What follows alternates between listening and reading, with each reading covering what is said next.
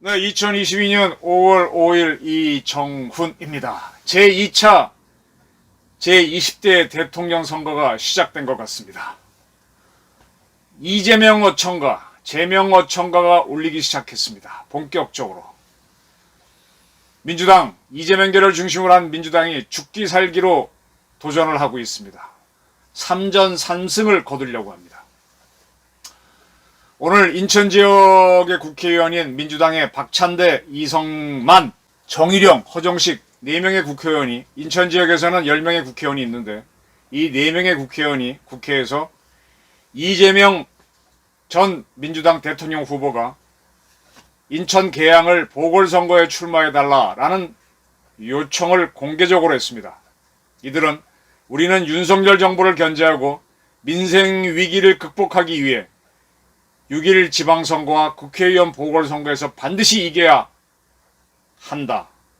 이기기 위해서는 이재명 상임고문이 단순히 선거를 지원만 하는 것이 아니라 계양을 국회의원 보궐선거에 출마해 함께 뛰어야 한다라고 했습니다.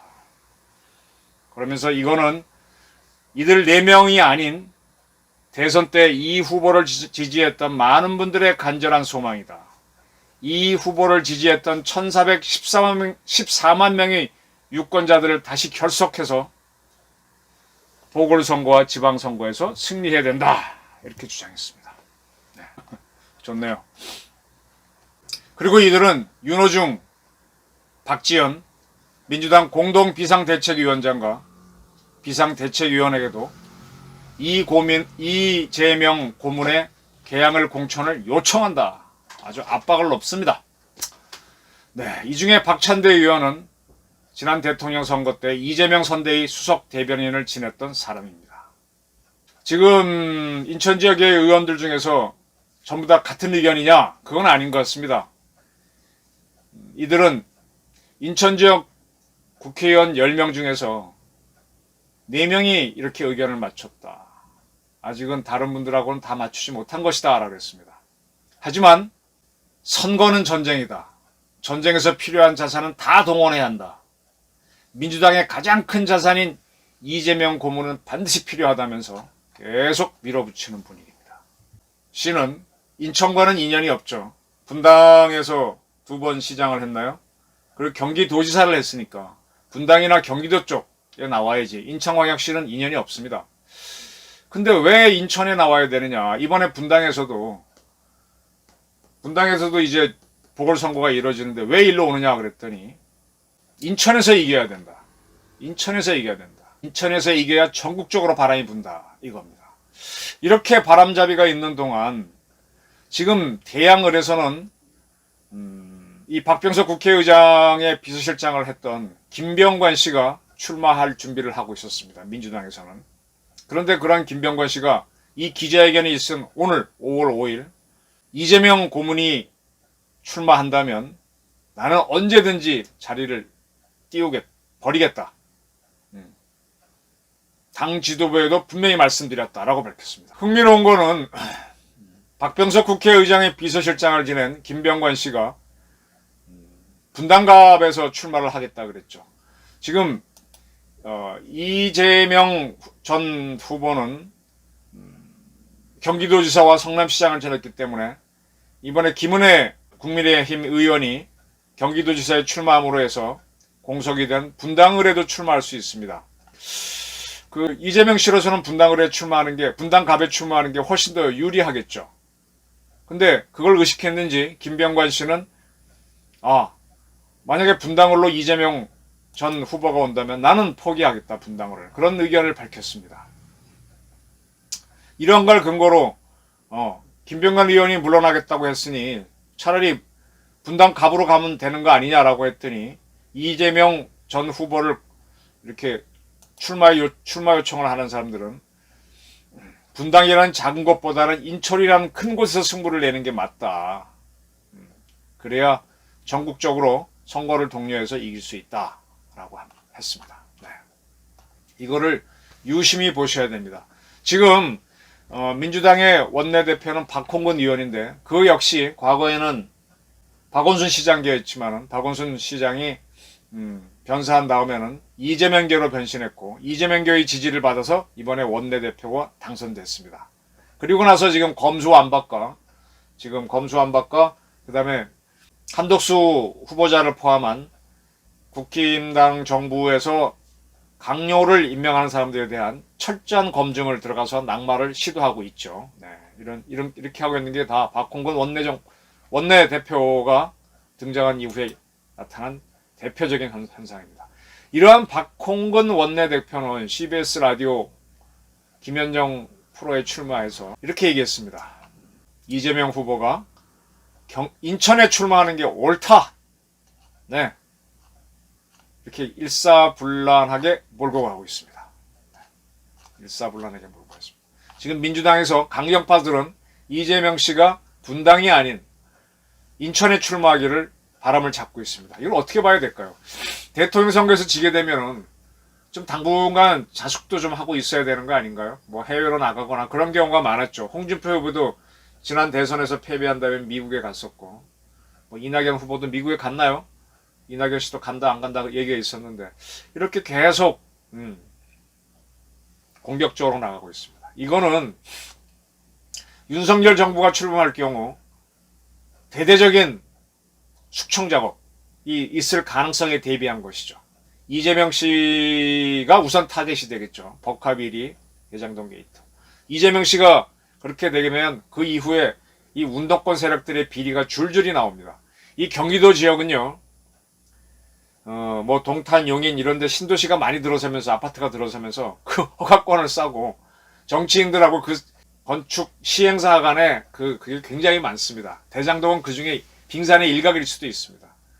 이런 것들은 되게 문재인 정부 초기에 많이 이루어져 갖고 지금은 유야무야 넘어갔는데 대장동은 터져나온 케이스인데 터져나올 게 굉장히 많죠. 이렇게 되면은 민주당이 큰 위기를 맞을 수 있으니까 어떻게 하든 이재명을 지켜서 자기들 또 살기 위한 그런 방안을 마련한 걸로 저는 보입니다. 결국은 이제 이 친이재명계 세력은 검수완박 법안을 통과시켜서 문재인을 앞세워서 아바타로서 통과시켜서 윤석열의 손발을 묶어놓고 그 다음에 국회 청문회 과정에서 많은 낙마를 시도해서 윤석열 정부를 사실상 기능 불가능하게 해놓고 그 다음에 지방선거에 이김으로 해서 윤 정부의 와해를 시도합니다. 그렇게 되면은 다시 대통령 보궐선거가 뭐 이루어질 수도 있죠. 제2차 대선이 이루어지는 겁니다. 그때 이재명이 당선돼서 자기들도 살고 다시 권력을 쥐는 그런 꿈을 꾸겠죠. 자, 이게 큰 그림인 것 같은데 이 정치는 누차 말씀드렸지 생물입니다. 자, 이재명 씨가 개항에 출마한다고 합시다. 이게 과연 민주당에 도움이 될까요? 아닐까요? 그건 아무도 모릅니다. 다만 지금 나오는 여론조사를 보게 되면 검수완박 법안을 통과시킨 다음에 많이 국민 여론이 반민주당으로 변하고 있습니다. 근데 한편으로는 지금 국회 청문회를 통해서 교육부 장관 후보자가 스스로 사퇴했고 보건복지부 장관 후보자도 위태위태합니다. 그리고 폭풍이 누린 한동훈 법무부 장관 후보자는 이제 고등학생인 딸 논문이라든지 뭐 이런 것들이 터져 나오고 있습니다. 이렇게 되면 윤석열 당선인이 심혈을 기울여 선정한 후보자들이 무너질 수도 있죠. 이렇게 무너진다면 다시 여론은 바뀌어서 민주당 지지율이 올라갈 수도 있습니다. 이러한 큰 그림을 염두에 두고 이번 청문회에 총력을 기울여 공격을 할 겁니다. 상당한 낙마자가 나올 거고 여기서 살아남는 사람들이 있으면 아마 한덕수 총리 후보자를 통과 안 시켜줄 겁니다. 그러면 김부겸 총리는 자신이 하거나 아니면 추경호 경제부총리 정도는 청문회 통과하게 해서 우총리에 대한 인준을 김부겸 총리가 해주고 그다음에 추 부총리가 총리를 대행하는 뜻에서 민주당이 통과시킨 국회 장관들을 통과시켜 주는 거죠. 그래서 그렇게 함으로 해서 상당히 약체 정부를 만들고 민주당의 정권의 눈치를 보는 그런 내각을 조성하게 할 겁니다. 그러한 성공이 이루어진다면 6.1 지방선거에서도 이길 수도 있겠죠. 이게 아마 큰 플랜으로 보입니다. 이게 아마 이해찬 씨의 캠프에서 지시가 나오면서 이렇게 쭉쭉쭉 밀어붙이는 걸로 보이고 뭐 그런 걸로 보입니다. 이 와중에 하나 터졌던 큰 해프닝이 우리 최강욱 의원의 탈탈이 사건이죠. 네. 참 이 양반은 군에 있을 때도 상당히 문제를 많이 일으키더니 국회에 가서도 여전히 저럽니다. 다행인 거는 이제 민주당 비상대책위원장인 여성 박 위원장이 문제 제기를 하니까 사과를 했지만 그와 관계없이 계속해서 윤 정부를 몰아붙이는 데 최강욱은 앞장설 것입니다. 자, 이렇게 벌어지는 총공세, 대선 이후의 총공세, 윤석열은 얼마나 버텨내고 얼마나 막아낼 것인가. 적어도 5월 10일 취임할 때까지는 어떠한 수도 없습니다. 그 다음부터 한 20일 기간 동안 사이에 지방선거에서 어떤 결과가 나오냐에 따라서 희비가 엇갈릴 겁니다. 글쎄요. 대통령 선거에서 0.73%포인트밖에 지지 않았다. 이걸 가지고 송영길 씨는 윤석열 정부를 깔보는 듯이 얘기했습니다. 예, 뭐 그럴 수 있습니다. 근데 이게 대선에서 이게 지방선거에서 역전이 되거나 또 반대로 더 벌어진다면 얘기가 달라지겠죠. 지금 민주당은 삼전산승, 검수완박, 그 다음에 윤석열 내각 조각의 청문회에서의 어떤 붕괴, 그 다음에 지방선거에서 대승리 이런 걸 노리고 있습니다. 이게 성공할까요? 글쎄요. 저는 어려울 것이라고 봅니다. 이재명 씨가 개항에 나와서 떠들면 떠들수록 오히려 반민주당 여론이 올라갈 수도 있다고 봅니다. 물론 그건 두고 봐야 되죠. 2차 대선을 향하여 제명어청가를 울리기 시작했습니다. 죽기 살기로 민주당은 도전에 나왔습니다. 3전산승을 목표로 하겠죠. 제2차 대선을 위하여. 그러나 세상은 그렇게 뜻하는 대로 돌아가지 않습니다. 항상 변수가 있고 또 실수가 있기 때문에 어떻게 춤을 출지 모릅니다.